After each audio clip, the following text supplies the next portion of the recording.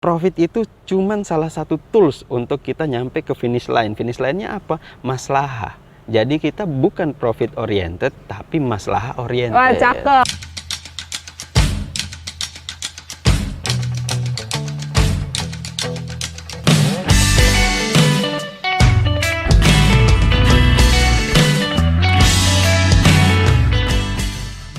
Nah, tadi itu yang pertama sih, motivasi ya Pak, Bang ya, yang bedain antara seorang wirausaha pada umumnya dan seorang wirausaha Islami. Yang kedua, apa tuh Pak? Kira-kira dari segi mungkin selain motivasi gitu ya, atau bidang usahanya gitu, mungkin ada yang membedakan nggak atau apa? Kalau dalam Islam kan kita kenal usulul khamsah gitu, maslahat. Ada dalam Islam itu ada namanya 5 maslahat di mana syariah itu diturunkan gitu. Kalau kita jadi wirausaha gitu, kalau bisa jangan hanya cuan terus tiap hari mikirnya, waduh besok cuan berapa persen ya, gimana caranya biar bisa cuan. Tapi makanya jangan, profit itu penting. Semua pengusaha itu tahu profit itu seberapa penting. Kita tiap hari mikir kerja keras itu buat nyari profit. Tapi jangan sampai profitnya itu jadi apa ya, finish line gitu. Jangan sampai jadi garis terakhir. Profit itu cuman salah satu tools untuk kita nyampe ke finish line. Finish line-nya apa? Maslahah.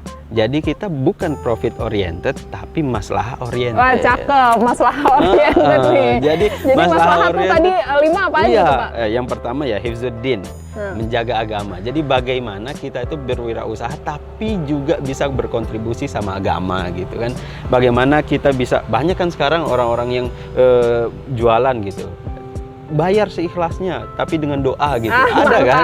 Dan itu kan salah satu encourage juga masyarakat bahwasanya, oh ternyata kita kalau mendoakan orang itu kita bisa bermanfaat. Ya itu kan langkah-langkah kecil yang bisa kita sumbangkan dari dunia usaha. Padahal sebenarnya mungkin marketing tersebut ya. Itu kan marketing kenal dulu nih sama itu. tempatnya gitu kan. Jadi tidak terbatas lah kreativitas kita kalau dalam berwirausaha itu untuk berkontribusi sama agama itu banyak hal. Ada warung yang kalau hari Jumat gratis, ya betul, kan? Betul. Kenapa hari Jumat? Ya hari Sayyidul Ayyam gitu, hari terbaik bagi umat Islam. Umat Islam. Gratis untuk penghafal Quran, ya kan? Banyak ya, itu kan hifzuddin.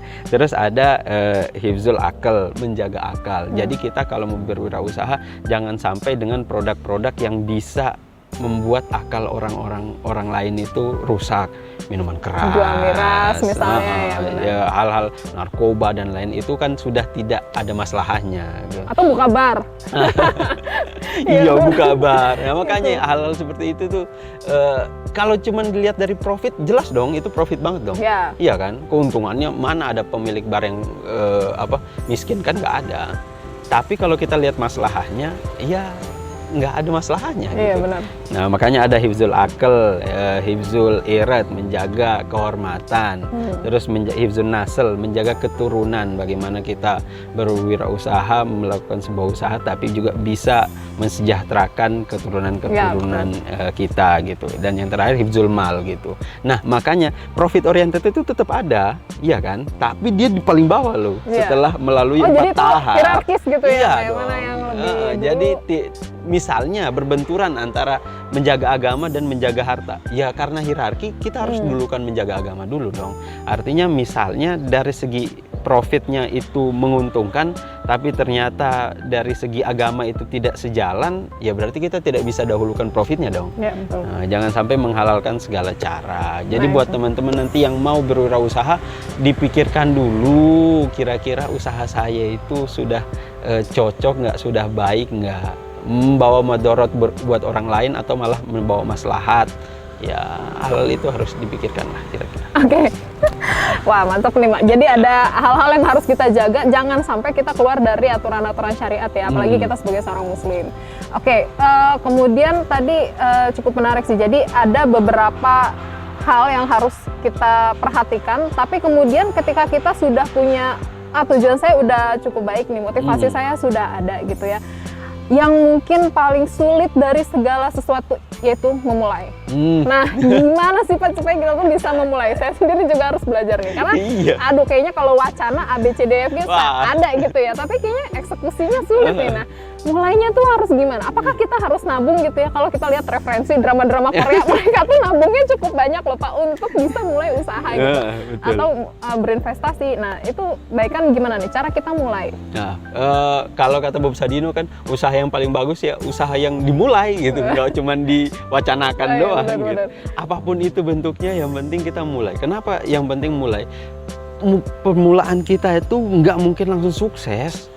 Kita akan banyak mendapat pelajaran di situ, bangkrut pasti misalnya, atau gagal pasti, atau sukses juga mungkin. Usaha pertama langsung sukses kan banyak juga, tapi lebih banyak juga yang usaha pertama terus gagal dulu kan. Jadi kalau memulai tidak ada kata terlalu cepat atau terlalu lambat untuk memulai. Nabi pertama kali magang sama pamannya Abu Thalib umur berapa? 12 tahun gitu. Terus siapa pemilik KFC yang sudah tua itu? Kolonel siapa? Itu baru sukses di umur berapa? 80-an gitu, baru jadi kaya raya. Jadi mungkin kita nggak bisa ngukur kesuksesannya dari orang lain ya? Iya, jangan sampai misalnya mereka sudah mulai, saya kok belum, saya sudah umur sekian, nggak begitu. Pokoknya kita mulai saja. Kapan kita waktu terbaik mulai? Sekarang, udah gitu aja. Nggak usah bilang besok, nanti kalau udah siap, nanti kalau duitnya udah banyak. Kebanyakan wacana itu. Pokoknya kapan mulai? Sekarang. Udah punya kira-kira perkiraan mau usaha apa, udah punya dana seberapapun, mulai aja. Kira-kira gitu ya. Do it now.